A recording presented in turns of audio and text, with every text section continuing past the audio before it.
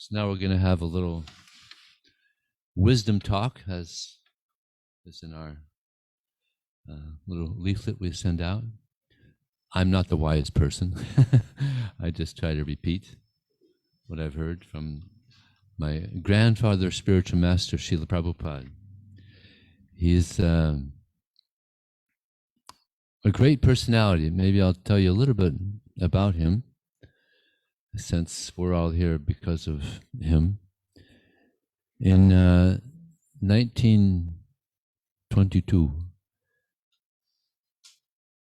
a friend of his wanted him to meet a guru, a swami.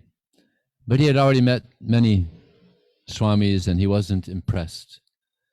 So he didn't want to see any more. But this friend of his, he said, no, this is not an ordinary guru, ordinary swami. He's special. So we convinced him. He went to see this person named Bhakti Saraswati Thakur. And to his surprise, to Prabhupada's surprise, Prabhupada is the name of the person who translated these books. To his surprise, this guru, upon first meeting him, he said, "You're intelligent young men. You should teach this message of Krishna throughout the world for their benefit." And Prabhupada said, "But who's going to hear our message? We're dependent on the British." It was under British rule at that time, India.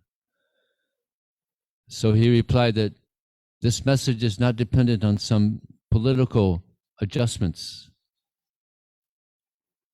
Anybody can take advantage of this pure message. So he was very impressed with Bhaktisiddhanta Saraswati Thakur. He spoke to him for 2 hours. And 43 years later, he did that. He came to America in 1965. And very quickly this movement spread around the world because of his purity and sincerity. So we're going to read from one of the books that he translated. This is from the Srimad Bhagavatam, which is the postgraduate study of the Bhagavad Gita. Most of you already have a Bhagavad Gita. Who here does not have a Bhagavad Gita? Please raise your hand. Okay, we have Bhagavad Gitas at the table there if you'd like to get one on your way out. It's a very amazing book. So this is Srimad Bhagavatam, which is what you read after the Bhagavad Gita. But it's still very relevant to someone who wants to advance spiritually. So we're going through verses. There's about 100 verses or so. So we're on text number 7 now. The small rivulets that almost dried up during the months of May. Oh no, actually I think we're on text 8, sorry. The colorful greenery of the newly grown grass, the seasonal flowers, the frog's umbrellas. Does anybody know what a frog's umbrella is? Anybody else? He's read the book, he knows. Take a guess. What's the guess? Yes. Mushrooms, yes. When it rains, somehow the frogs, they figure it out, they don't want to get wet, even though they pretty much spend a lot of time in the water. But they don't like rain or something. They take shelter under a little mushroom umbrella. Interesting.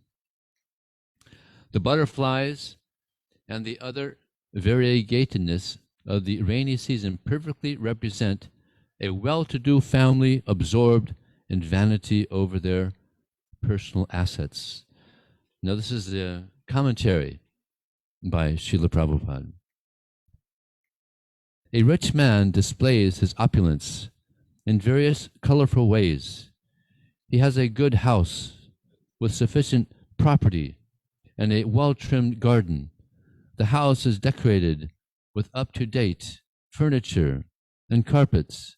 There are motor cars with dazzling polish, which is dazzling polished, and a TV and broadcasting colorful news and melodious songs.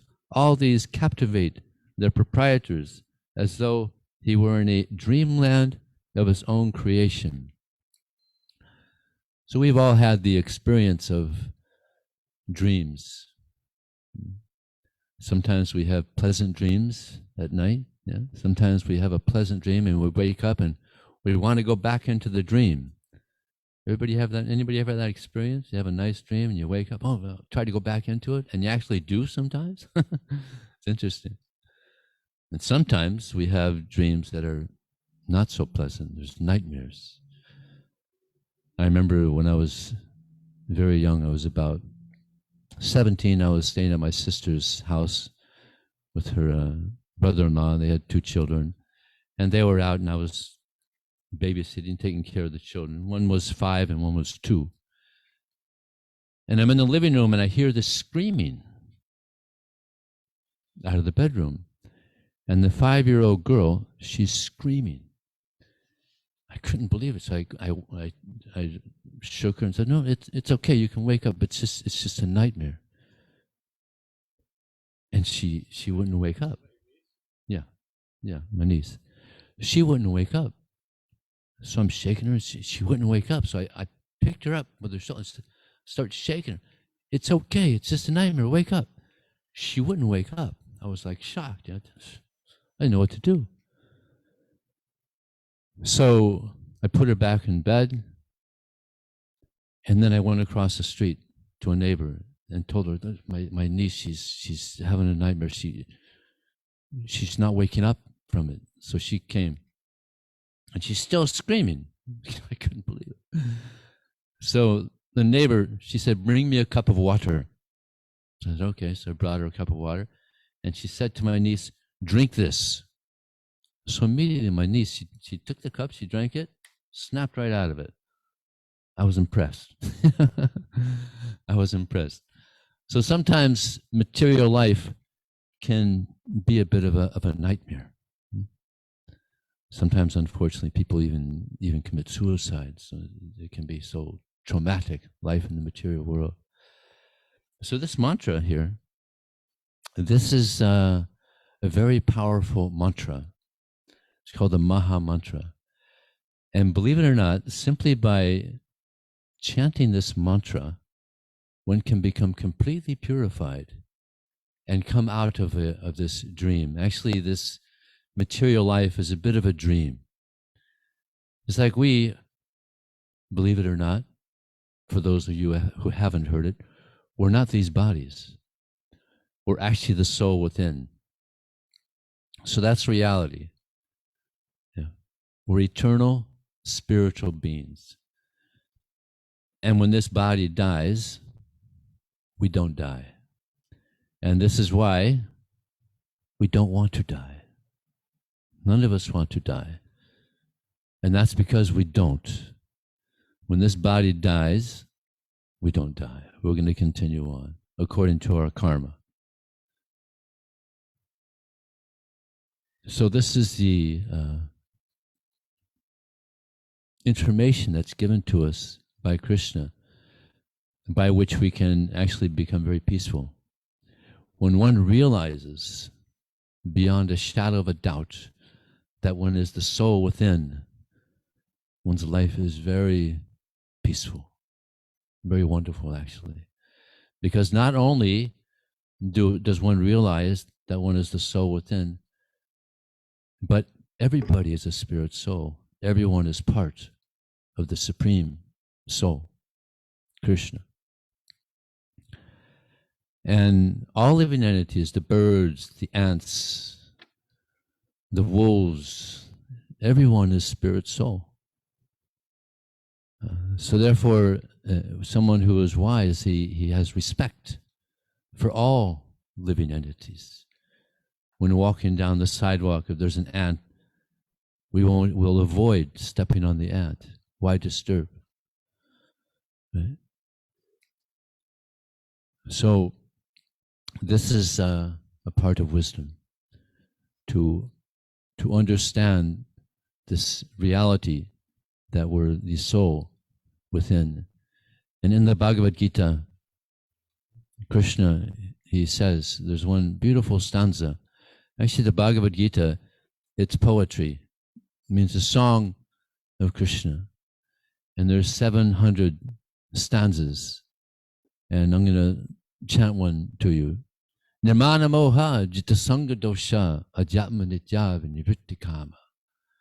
Dvandvar mukta sukatuka sangha gachanchi murham paramavyam tat. That one who is free of false ego. See, there's false ego and there's real ego. False ego is where we think that we're this body. Ego just means identity. So if we're thinking that we're this body, we're under the influence of false ego. And so many problems arise from this misunderstanding that we're this body. Real ego is that I'm a soul. I'm a spiritual spark, part of the Supreme. So, nirmana moha. Moha means illusion. There's a lot of illusions in this world. Of course, that's the main one, that we're thinking that we're this body. That's a major illusion. And sometimes when we're driving down the street on a long highway and it's hot, you see some mirage there. Looks like there's water. It looks like water, like anything, but you keep driving, you don't hit water. It's just the reflection of the light on the cement or on the sand. It's a mirage. It's not real. Yeah. Or sometimes in the ocean, the sailors are out in the ship, and all they can see is water, but then they see something that looks like land, but it's just a mirage. There's no land. It's an illusion. So to come out of this illusion that we're something different than the soul within, it's not an easy thing, because if we grow up and our parents are coochie coochie coo, we're this body. We grow up thinking that we're this body. Everyone is their body. But this is an illusion. And people grow up, or millions of people, they grow up, go to school, get out of school, get a job, get a business, some success, raise a family, get a big house, live one's life, and then when the body dies, that's it. Millions and millions of people think this, but it's not true. It's not true. When this body dies, we're going to continue. And all the things that people have in their life, they're thinking that it's theirs. It's like here in San Diego, there's so many nice houses, and people live in them thinking that they're permanent, that they're going to live there forever, practically. They live this way, but actually they're temporarily there. They're there for a short time. They have to leave.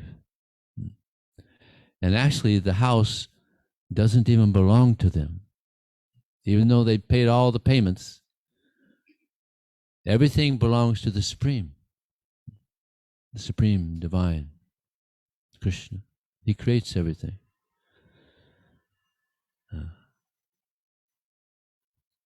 So I can imagine there's a very wealthy man, and he wants to build a big house, a mansion. So he hires some contractors to build this mansion.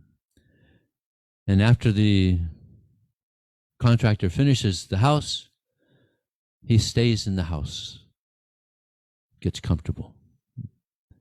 The owner comes and says, "Oh, well, thank you very much for building it," and he pays him. But the contractor doesn't leave. He decides to stay. I built the house. Why can't I stay? What's the owner going to say? What's the owner going to say? I paid for it. This is my house. You just worked for me. You can't stay here, right? And if he's insisted on staying, what's he going to do? He'll call the police, right? Because it's not his house. So everything belongs to the Supreme. We borrow things. We're borrowing things. The car, the house, all these things. We don't keep them. We don't keep anything. But our desires. We're born in this world with desires. Our karma, our past karma as well. We leave this world with desires, our karma. So depending on how we live this life, we're creating our next life. We're the architects of our future. Yeah.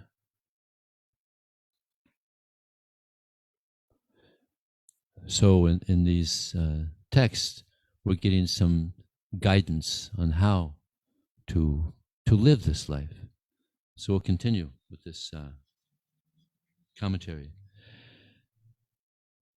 When the same man was as dry, so Prabhupada has just spoken about a person who's living in a dreamland. When the same man was as dry as a fallow land and had none of these opulences, he was plain in behavior. But since obtaining all these material means of enjoyment, he has forgotten the principle that everything in the world comes and goes away like the changing seasons. The beautiful red fort and the Taj Mahal were built by Asaj Jahan, who left the palace long ago, and many others have also come and gone in the same place, like seasonal flowers. Material assets are like seasonal flowers only. Either the flowers wither or the gardener himself leaves. This is the law of nature. Therefore, if we want permanent life, knowledge, and bliss, we must seek them somewhere else, not in the changeable, temporary, rainy season, which is flooded with so many varieties of pleasing sights that vanish when the season ends. Material manifestations of things are but shadowy representations of reality. They are compared to mirages in the desert. In the desert there is no water, but the foolish deer runs after illusory water in the desert to quench his thirst. Water is not unreal, but the place where we seek it is misleading. The advancement of materialistic civilization is just like a mirage in the desert. The deer runs after the water in the desert with full speed, and the illusion of water moves ahead at the same speed as the foolish deer. Water is not false, but we must seek it. We must not seek it in the desert. A living entity, by his past experience, remembers the real happiness of his original spiritual existence, but since he has forgotten himself, he seeks spiritual or permanent happiness in matter, although this is impossible to achieve. So in this world, we want happiness. That's the nature of the soul. The nature of the soul is three: eternality, knowledge, and bliss. So this is the nature of the soul, and we want this. We all want this happiness.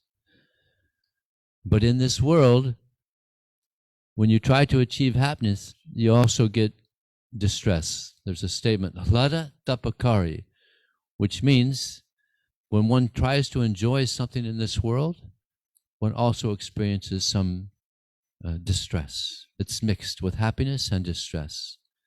That's the nature of this world.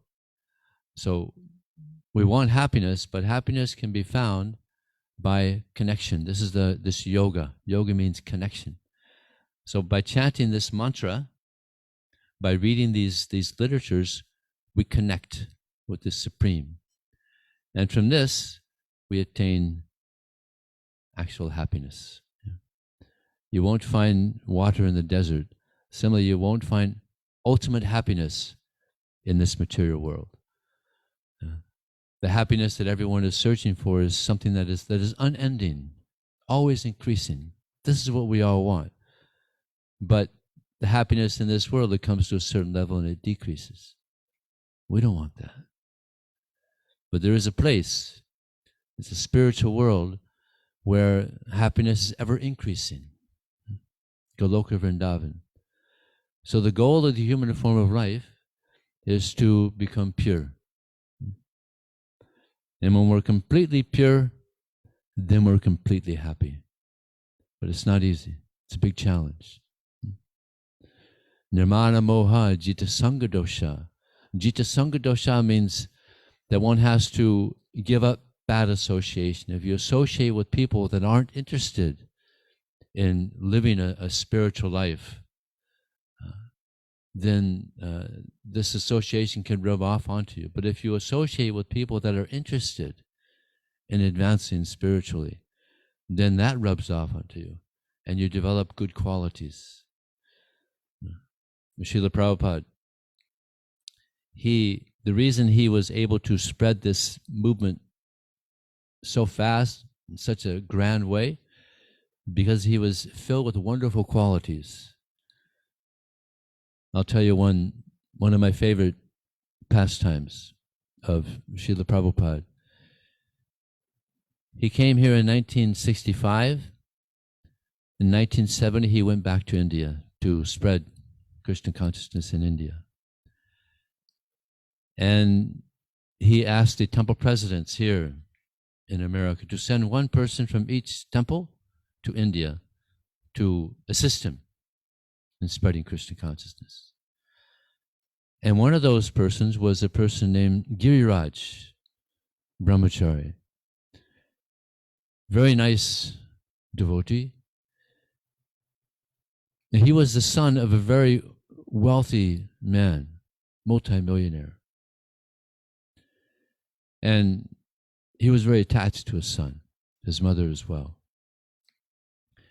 And they even offered him, I'll give you $1 million if you just leave Krishna. And he said, no, thank you. Because he was happy. He was getting happiness that he'd never experienced before.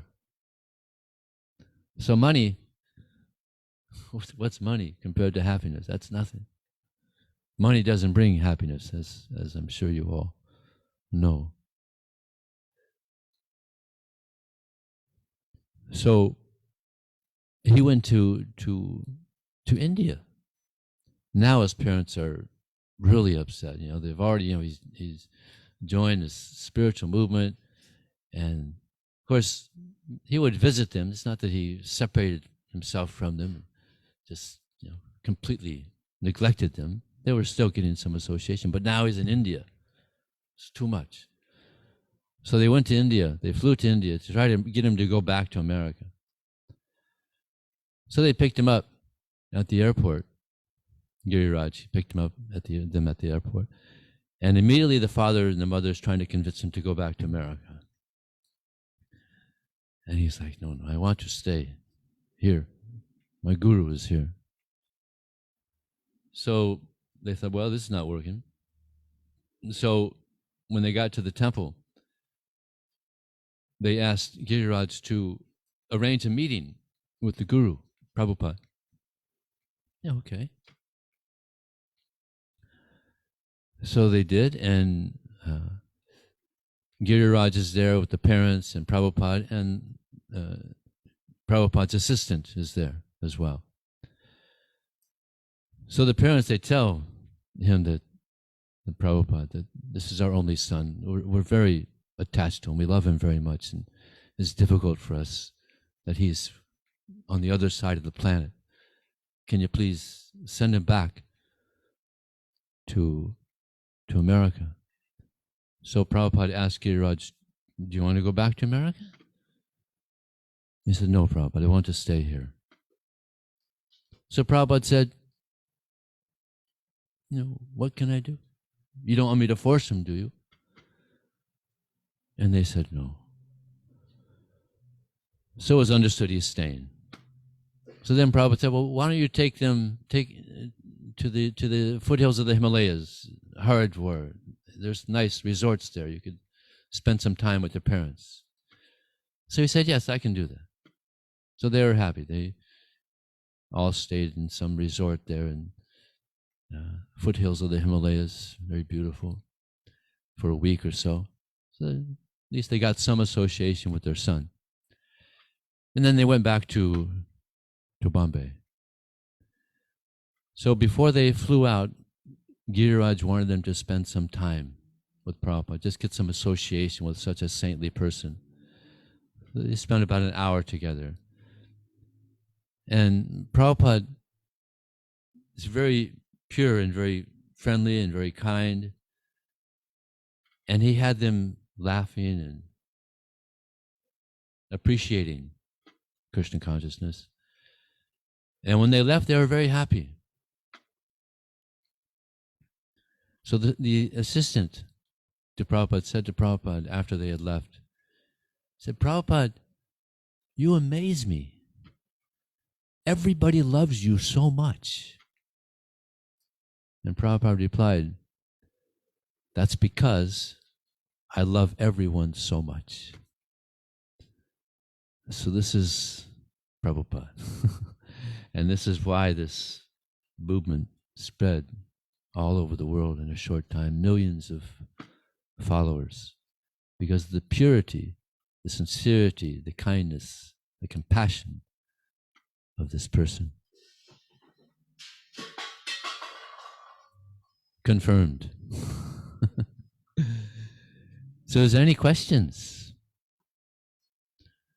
or comments? Yes, we have one in the very back. Do we have a microphone? I think we have a microphone.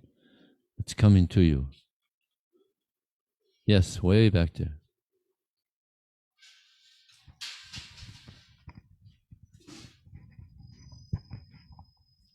What is Krishna? Where is Krishna? No, what is Krishna? Oh, what is Krishna? Krishna is the supreme, the cause of all causes, the creator of everything, and your best friend, and your father. Thank you. You're welcome.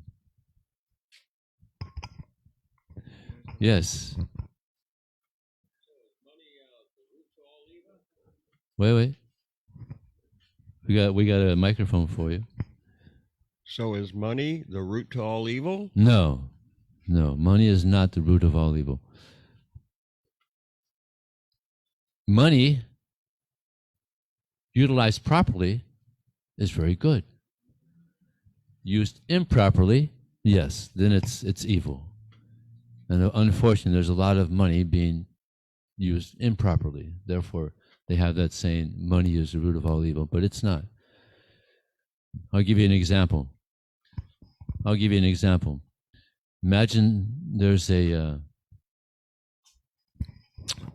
knife, okay, on a table, and it's in a medical facility. A doctor's picking up the knife to use it to help a patient. Okay, so that's good, right? The same knife is in someone's house who's a murderer, and he takes this knife to kill somebody. Not good, right? So the knife is neutral.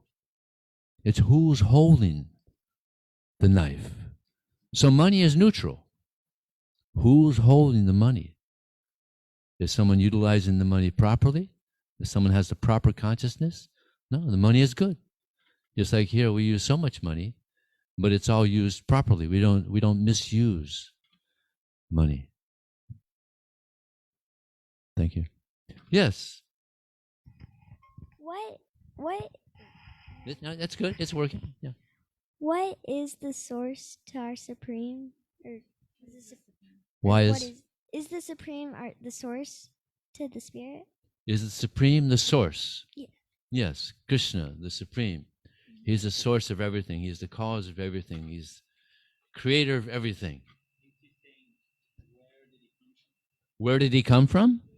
Is that what you're asking? It's like a 2-in-1 question. So yeah. It's like a 2-in-1 question, so yes. Maybe you can repeat what she's saying? I can't. Oh, go ahead. Just speak louder, honey. I'm basically asking like 2 questions. Okay. So, like, yeah. Yeah. Yeah. So, yeah, what is the supreme and like where does it come from? Where does he come from? Yeah, sure. Okay, where does he come from? Krishna, he has this planet. Just like you have your home where you live. So Krishna has a planet. It's called Goloka Vrindavan. It's a big planet. It's a very big planet. And he eternally resides there. And sometimes, for our benefit, he comes here. He came 5,000 years ago and he spoke the Bhagavad Gita for our benefit. He left some wisdom with us. So yeah, he has a wonderful, wonderful abode far beyond this universe. And this planet where Krishna lives, it's a special planet.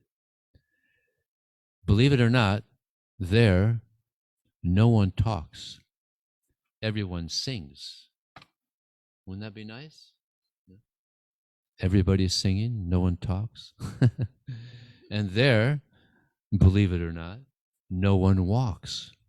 Everyone dances. Wherever you go, you just dance. What a wonderful place, huh? And no one gets tired. There's no hospitals in the spiritual world. So it's a wonderful, wonderful place. And actually the Bhagavad Gita, it's an invitation to that place, to the spiritual world where Krishna resides. So I highly recommend that you read the Bhagavad Gita and accept Krishna's invitation. Okay? Yes, we have a question back here.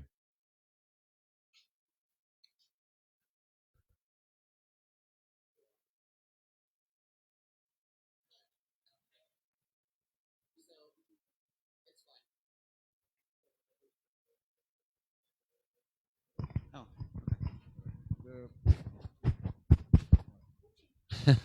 Okay. check one. So Prabhupada created this International Society of Krishna Consciousness through love.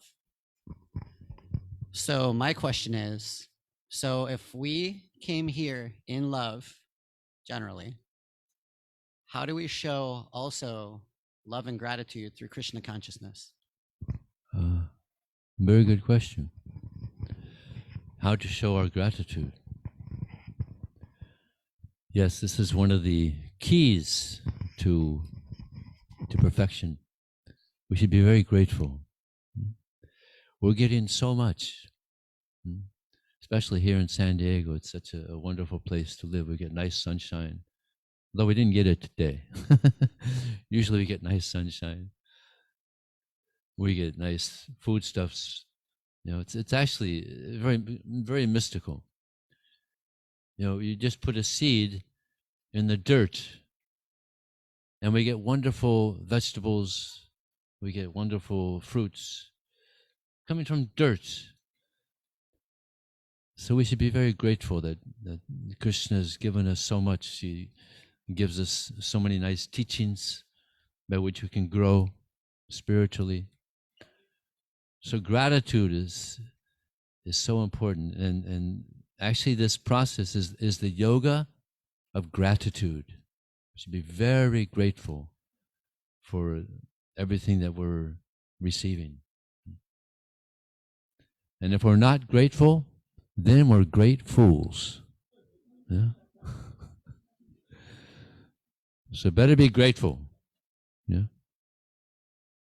Count our blessings. Yeah? Is there anything else? Okay, thank you very much. Now we're going to hear a message from our sponsor.